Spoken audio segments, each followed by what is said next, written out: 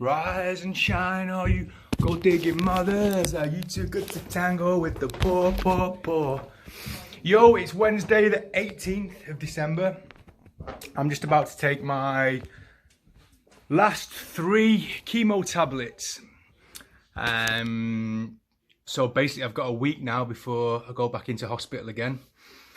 So I've got a week to put some weight on, try and put a stone of weight back on healthily. Hello Mug, say hello.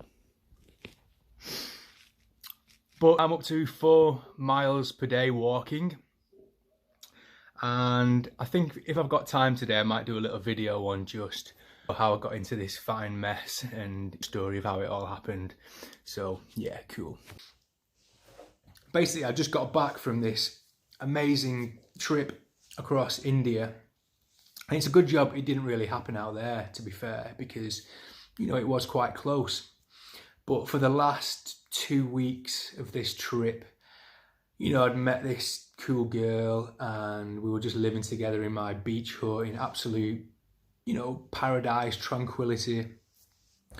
And it was the first time that she was coming to visit me in Derby after we'd both returned that's when it all unfolded.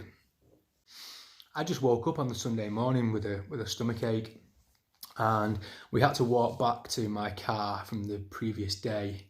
It's about a 5-mile walk. We'd been to my friend Keely's birthday, and obviously I'm in quite a bit of pain doing this walk, but obviously, you know, I'm here with this new bird and having to be the hero and just not complain about it.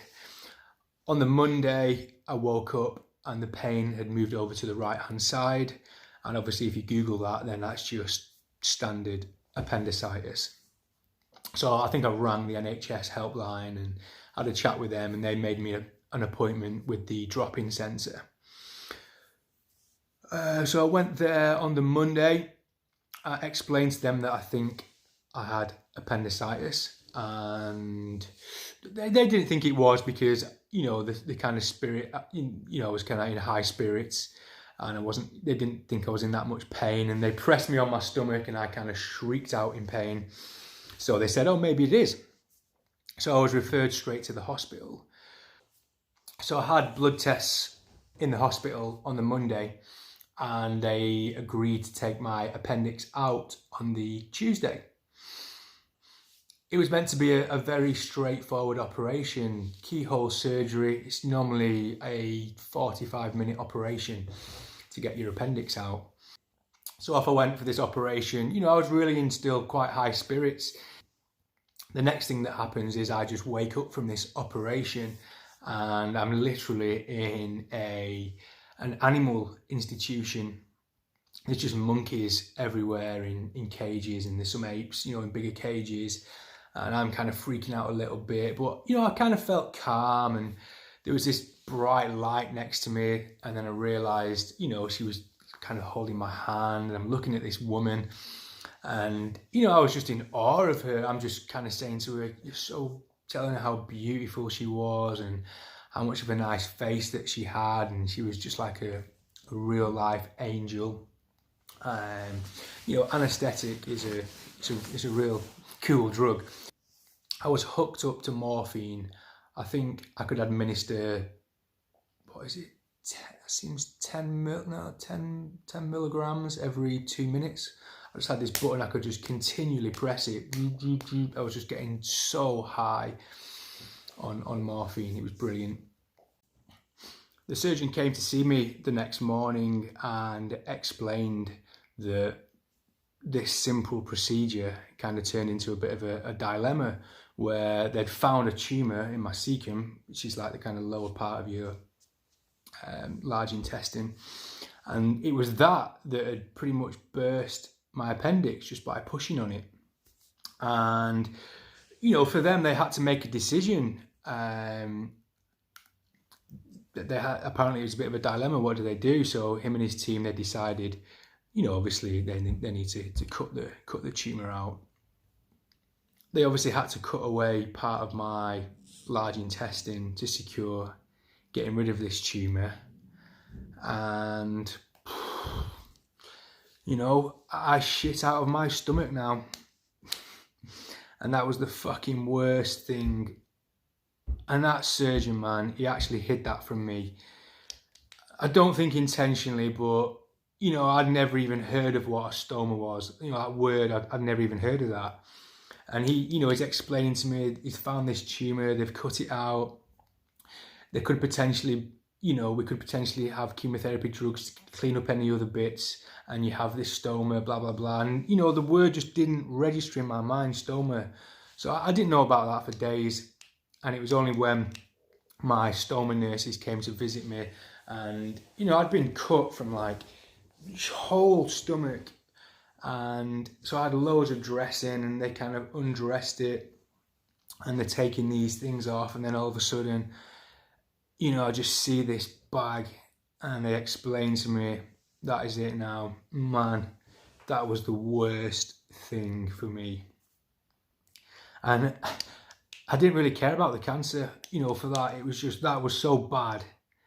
And again, I'm thinking cancer, you know, we could maybe, they've got rid of the tumour.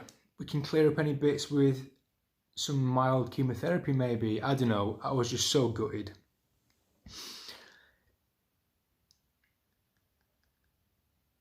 Obviously I didn't tell anybody about any of this. And I was laid up in the hospital for about 12 days. I was just telling people there'd been some complications, and they had to cut a bit of my stomach away. And, you know, that's kind of why I was having to stay in hospital for so long.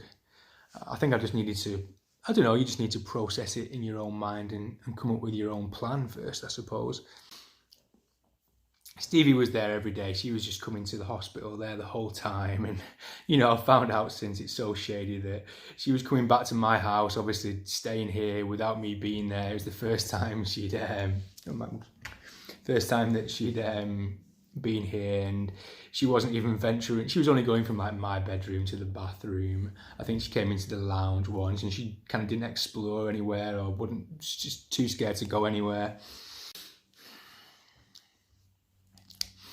The first person that I told was my ex-missus, Shaz, and she just broke down, man.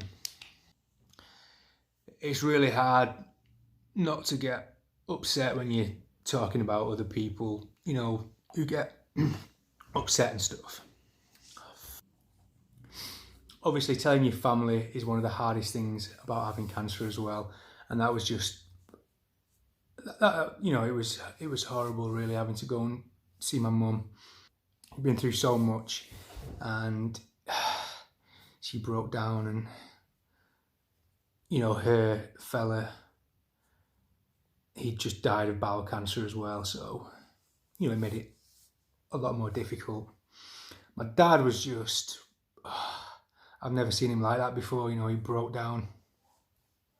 He was like howling. It was horrible.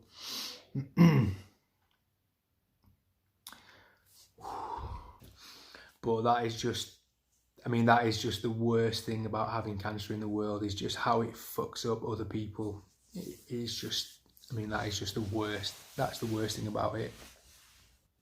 You know, I had to recover from this operation now. I've been told that I needed to go and see an oncologist, but I think I had to wait quite a bit of time to recover. It's like having a cesarean. You know, you can't lift anything. You're not supposed to drive. You know, all these bullshit rules that I'm just breaking after the first day. I eventually started to tell people. It was my stoma nurses actually that persuaded me to start telling people. Obviously, I had people coming into the ward visiting me, and everyone had to be kind of quiet because everyone knew that I hadn't told anybody anything. So, you know, I started to tell my close friends, and obviously I told Stevie. I didn't want to tell my family until I knew exactly what the situation was. You know, I didn't want to start scaring people. So I think it was a couple of months. You know, I'd gone back to work. I was running a big project, and they'd waited for me to get back from India to start this project as well.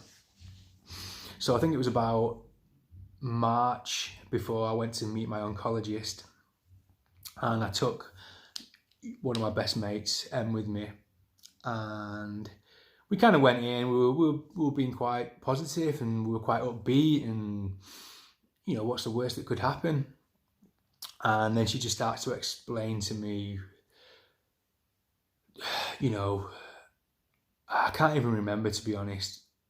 It was just like she basically said that I had cancer, and it was potentially in my lungs and in my liver and in my lymph nodes and in my omentum and peritoneal lining, you know, riddled basically.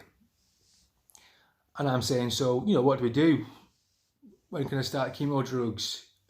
And she said, do you want a prognosis? And I obviously said yes. And she said, well, if you don't do anything, then it's 6 months.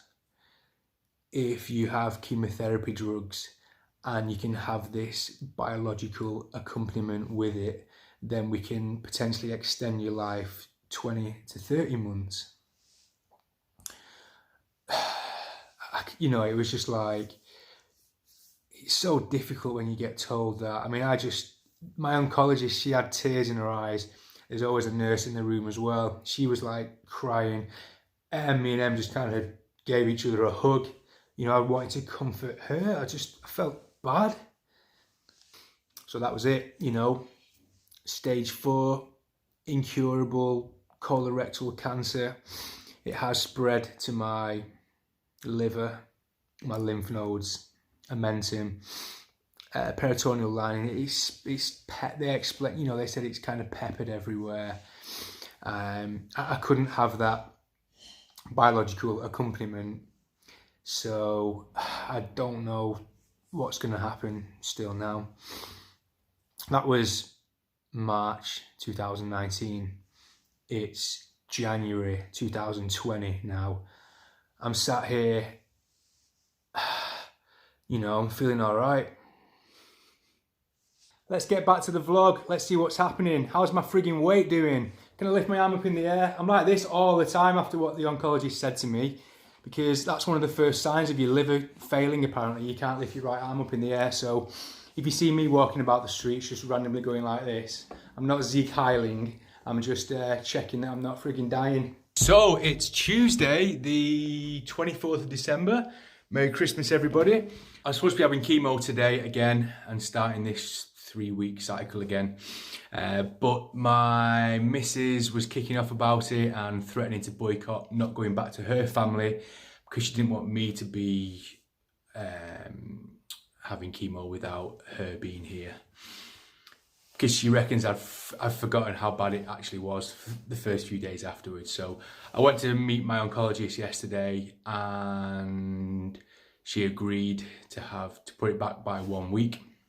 So yeah, it's going to be a nice Christmas. So this is my weight. So the first week lost, you know, what was it? 12 stone 7 to 11, 12. So that's quite a big drop. The following week was 8, 9, 11, 12, so another 4 pounds. And then in this last week, I've only managed to put on 2 pounds. And, you know, struggling to keep weight on. But the good thing is now I've got another week to try and get, you know, back out of this, what I call the danger zone here. Anything below this line, basically. So I need to be back up over 12 stone. Nice one. Have a nice Christmas. I'm feeling great at the moment. It's just so nice the chemo drugs have worn off, and I was in pain. Like I say, in the last 7, 8 weeks, something like that, I've been in pain. My stomach, my abdomen has been killing me. I've been taking morphine tablets, Oromorph, paracetamol, Ibiz, codeine, everything to try and get rid of this pain. It's not been working, but this first dose of chemotherapy, and I'm off all my painkillers now. So for the last 4 or 5 days, I think, I've not had any pain relief whatsoever. So, you know, the chemo is working. It's obviously shrinking these tumours which are starting to push on things, which is what's causing the pain. So that's good. Have a nice Christmas. See you later. Yes, yo! It's Tuesday the 14th of January and I'm feeling good, man. Started adding a bit of jogging to my walks yesterday. Just, you know, really small amounts, just from like here to that tree, there to that post. But it feels good, man.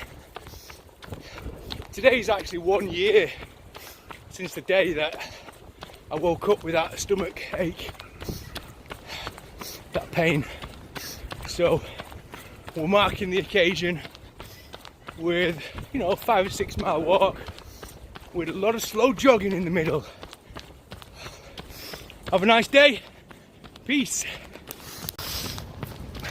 Again, I just want to say how important it is that when you're feeling good, get out and do your exercise. I know next week when I go back in on Tuesday, you know, I'm going to be so screwed again. So when you're feeling good, get out, get walking, get running, hit the heavy bag, do whatever, man.